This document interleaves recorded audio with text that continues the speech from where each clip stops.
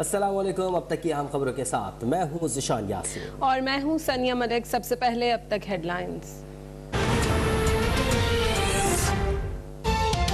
इमरान खान कहीं नहीं जा रहे। नवाज शरीफ की वापसी से हुकूमत को कोई फर्क नहीं पड़ेगा, इन्हें अपनी जेब से टिकट की ऑफर करता हूँ। वज़ीर दाखिला शेख रशीद की प्रेस कॉन्फ्रेंस। एतराफ़ किया कि हुकूमत महंगाई कंट्रोल करने और करप्ट नासिर के एहतसाब में नाकाम रही। कहा शहबाज शरीफ जैसे चोर हमारे गिरबानों पर हाथ नहीं डाल सकते। हमारी सियासत से इख्तिलाफ करने वाले भी नवाज शरीफ और जरदारी की करप्शन से इनकार नहीं कर सकते।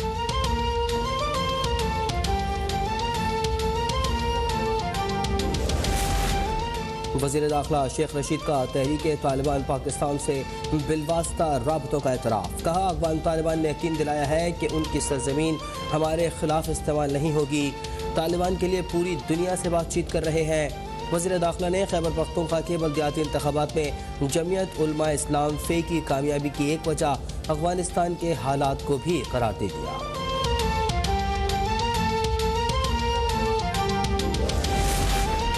इमरान न्याजी और शेख रशीद को एक ही पैगाम है कि बस आपने घबराना नहीं है, जो करना है करें, जो कहना है कहें, जाना तो पड़ेगा।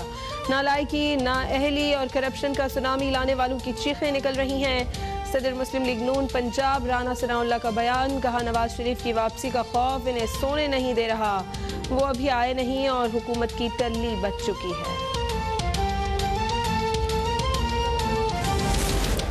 शहीद मोहतरमा बेनज़ीर भुट्टो के कत्ल में मुलव्विस तमाम मुजरमान की शनाख्त, गिरफ्तारियाँ और ट्रायल और उनको सज़ा भी सुनाई गई, सिवाय उनके जो पुरस्कार तौर पर मारे गए और वो जो मफरूर हैं।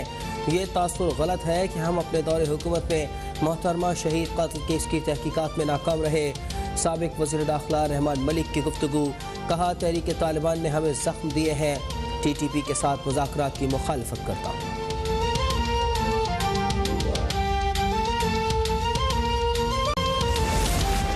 राना शमीम ने हलफनामा नवाज शरीफ के दफ्तर में उनके सामने नोटराइज कराया। नए इंकशाफात ने शरीफ खानदान को फिर से सिजिलियन माफिया साबित किया। वो माफिया की तरह अदालतों समेत इदारों को ब्लैकमेल करने की सलाहियत रखते हैं। वज़ीर इत्तलात फवाद चौधरी का ट्वीट। शहजाद अकबर बोले राना शमीम ने कहा था हलफनामा सेफ में है।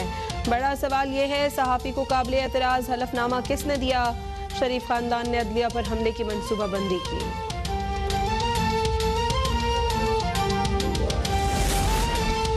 मुसलमानों के लिए हुजूर नबी अकरम सल्लल्लाहु अलैहि वसल्लम अपनी जान, माल और औलाद से भी बढ़कर अजीज़ हैं। सरबराह मुस्लिम लीग काफ चौधरी शुजात का तौहीन रिसालत की दिलेराना मजम्मत पर रूसी सदर को खिराज तहसीन। कहा दुनिया जान चुकी किसी भी पैगम्बर या मजहब की तौहीन आज़ादी इजहार राय नहीं। सदर पुतिन को देखा है, उनकी दबंग शख्सियत का मोहतरफ हूँ। मौजूदा आलमी हालात के तनाजुर में उनका दिलेराना बयान खुशगवार हवा का झोंका है। पाकिस्तान में गैस का बहरान 2009 से शुरू हुआ, हर साल इसकी शिद्दत में इजाफा होता गया। इस सूरत हाल में गुज़श्ता हुकूमत ने आखिरी साल इलेक्शन जीतने के चक्कर में अपने अरकान के हलकों में सैकड़ों गैस फराहम की स्कीमों की मंजूरी दी। मुआविन खुसूसी शहबाज गिल का ट्वीट। इस मुजरिमाना हरकत के बाद आज यही लोग गैस का मातम करते नजर आते हैं।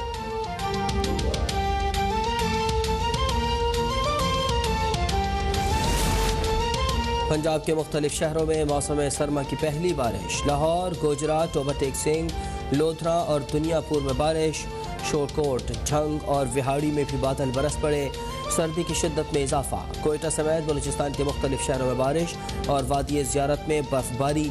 सयाहों की बड़ी तादाद बर्फबारी से लुत्फ अंदोज होने ज़ियारत पहुँच गई।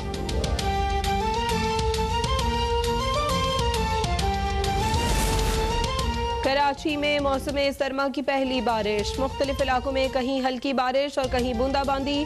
Malir, super highway, M A Jinnah road, Gurumandir, Liaquatabad, Nazimabad में बूंदाबांदी। शहर में काले बादलों के डेरे। मौसम खुशगवार हो गया।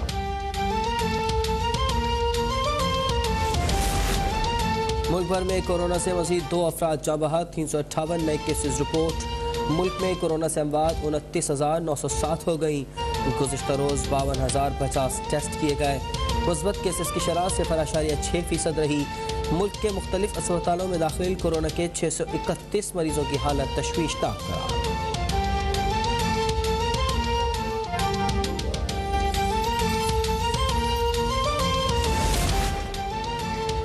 में कोरोना वायरस फिर जोर पकड़ने लगा। एक रोज में 4,68,000 से ज्यादा केसेस रिपोर्ट, 3,700 से ज्यादा अमवात रिकॉर्ड। फ्रांस में 24 घंटे में 1,04,000 से ज्यादा केसेस आ गए। अमेरिका में 40,000 मरीजों का इजाफा। ओमिक्रॉन के फैलाव का खदशा, दुनिया भर में 6,000 से ज्यादा परवाजें मनसूख। सबसे ज्यादा परवाजें चीनी फजाई कंपनियों ने मनसूख की।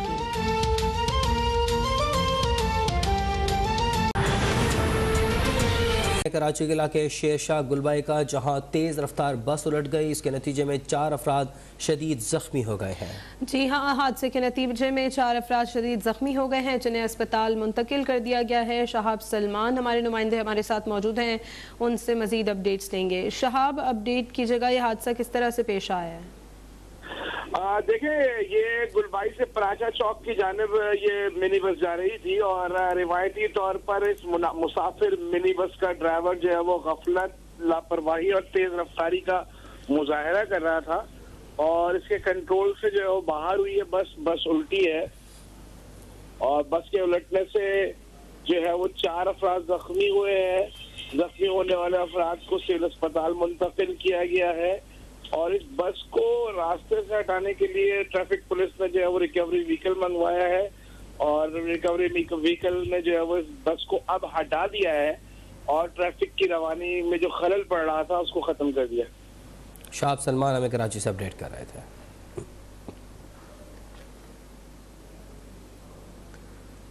कोयटा कस्टम ने 2 मुख्तलिफ मकामात पर कार्रवाइयाँ करते हुए 5 करोड़ रुपए मालियत का गैर मुल्की सामान बरामद कर लिया है। मानी खां के मकाम पर एक ट्रक से गैर मुल्की इलेक्ट्रिक हीटर्स बरामद किए गए हैं। गैर मुल्की हीटर्स, नायलॉन की रस्सियाँ कस्टम दस्तावेजात में रद्दो बदल करके स्मगल किए जा रहे थे। मज़ीद जानते हैं नुमाइंदा अब तक शहजाद मुमताज से। शहजाद, अपडेट कीजिएगा। जी बिल्कुल, एक कस्टम ने जो है वो बड़ी 2 अहम कार्रवाइयाँ की हैं। कार्रवाइयों के दौरान बताया जा रहा है कि 5 करोड़ रुपए मालियत का गैर मुल्की सामान बरामद कर लिया गया है।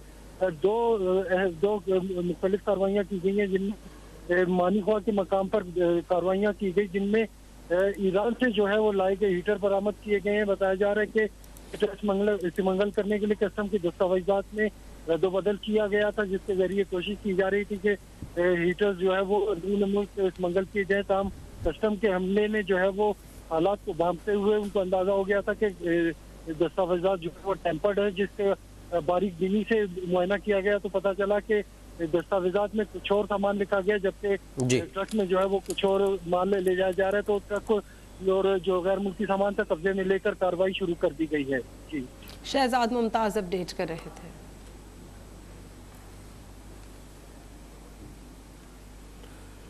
नैब के chairman justice retired Javed Iqbal का कहना है कि नैब का ताल्लुक किसी सियासी जमात, ग्रुप और फर्द से नहीं बल्कि रियासत पाकिस्तान से है। नैब मुल्क से बदउनवानी के खात्मे को अपना कौमी फरीजा समझता है। नैब की मौजूदा इंतजामिया की बदउनवानी के खात्मे के लिए अपनाई गई मौसर और फ़ाल हिकमत अमली के शानदार नताइज सामने आए हैं। नुमाइंदा अब तक आफ्ताब चौधरी से मजीद अपडेट्स लेंगे। आफ्ताब, चेयरमैन नैब का मजीद क्या कहना था? जी, चेयरमैन नैब ने कहा है कि नैब की मौजूद जो एहतसाब अदालतें हैं उनमें केसों की मौसर पैरवी के बदौलत 1194 जो मुलजमान हैं उनको सजाएं हुई हैं और नैब को मजमूई तौर पर जो सजा का तनासब था अदालतों में वो तकरीबन 66% रहा है, जो दुनिया में वाइट कॉलर जराइम की तहकीकात में एक काबिल जिक्र कामयाबी है। तो चेयरमैन नैब ने कहा है कि नैब की जो असल तवज्जो है वो जो मेगा करप्शन केसेस हैं, जैसे मनी लॉन्ड्रिंग और बड़े पैमाने पर आवाम से धोखाधड़ी के वाकयात हैं, इस तरह आमदन से जायद असाते बनाने वाले और सरकारी फंड्स में गबन करने वालों की तरफ तवज्जो दी जा रही है। और नैब ने अपने क़याम से लेकर अब तक 821 अरब रुपए बिलावास्ता तौर पर बरामद किए और बेशुमार केसों में ऐसी रकूम बरामद की गई है जो अवाम से धोखाधड़ी की गई थी और अवाम को वो रकूम वापस दिलवाई गई है। तो चेयरमैन नैब का कहना था कि नैब के तमाम जो सीनियर अफसरान हैं उनको कहा गया है कि वो मेगा करप्शन केसेस को अपनी जो निगरानी में मंतकी अंजाम तक पहुंचाएं ताकि मुल्क से करप्शन के खात्मे को यकीनी बनाया जा सके। और वो लोग जो माजी में अपने आप को एहतसाब से बाला तर समझते थे, यानी उनकी तरफ कोई आंख उठाकर नहीं देख सकता था, आज उनको हमने सलाहों के पीछे पहुंचाया है या फिर उन्होंने लूटी हुई दौलत जो है वापस की है। तो ये तमाम तक काबशें जो है नैब की पूरी टीम की कारकर्दगी है। जी, आफ्ताब चौधरी हमें अपडेट कर रहे थे।